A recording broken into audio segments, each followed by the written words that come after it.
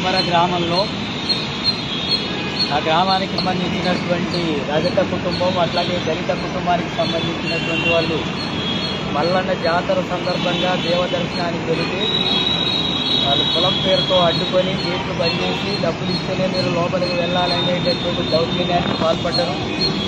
కులం పేరుతో దూషించారు.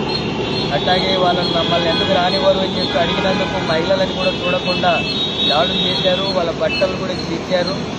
ఇలాంటి దారుణమైనటువంటి ఘటనలు జరుగుతుంటే తమ్ముడు గణేష్ అడ్డుకోవడానికి వెళితే ఆయన రూమ్లో బంధించేసి చిత్రింతలు తిరిగేశారు.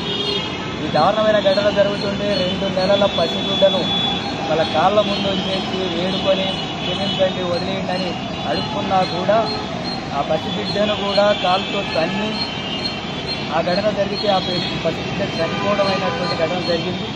ఇంత దారుణమైనటువంటి ఘటన జరుగుతుంటే పోలీసులు బాధితుల తరఫున కాకుండా దాడి చేసినటువంటి వాళ్ళ పక్షాన ఉండి బాధితులపై కేసులు నమోదు చేశారు. అట్లాగే వాళ్ళని ఆదుకునేందుకు ఎలాంటి చర్యలు తీసుకోలేదు.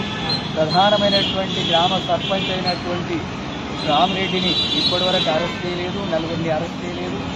అందుకనే సిపిఎం పార్టీని ఈరోజు బీజేపీ గారిని కలవడం జరిగింది.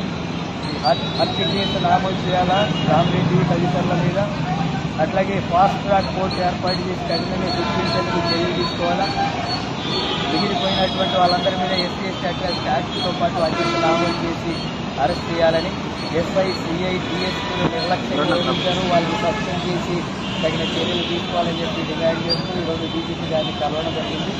అట్లాగే గోదాడలో ఒక లాకప్ డెత్ జరిగింది. రాజేష్ ఆ హత్యకు సంబంధించి ఇప్పటివరకు చర్యలు లేవు. కుల దురంకార హత్యలు రాష్ట్రంలో 142 ఘటనలు జరిగినాయి. వాటిని అరికట్టేందుకు చర్యలు తీసుకోలేదు. ఖమ్మం జిల్లాలో రామారావు సిపిఎం నాయకుడు రైతు సంఘం నాయకుడిని హత్య చేసి ఇప్పటివరకు నిందితుల్ని అరెస్ట్ చేయలేదు.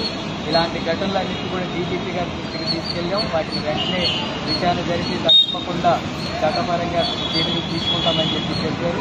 ఒకవేళ ఆ రకంగా డీజీపీ గారు చెప్పినట్టుగా చర్యలు తీసుకోకపోతే, నిందితులను అరెస్ట్ చేయకపోతే సిపిఎం పార్టీ ఆధ్వర్యంలో ఇప్పటికే రాష్ట్ర వ్యాప్తంగా నిరసన కార్యక్రమాలు నిర్వహిస్తున్నాం. వీటి మీద నిర్లక్ష్యం చేస్తే పెద్ద ఎత్తున ఆందోళన కార్యక్రమాన్ని కూడా పూనుకుంటామని చెప్పి హెచ్చరిస్తున్నాం.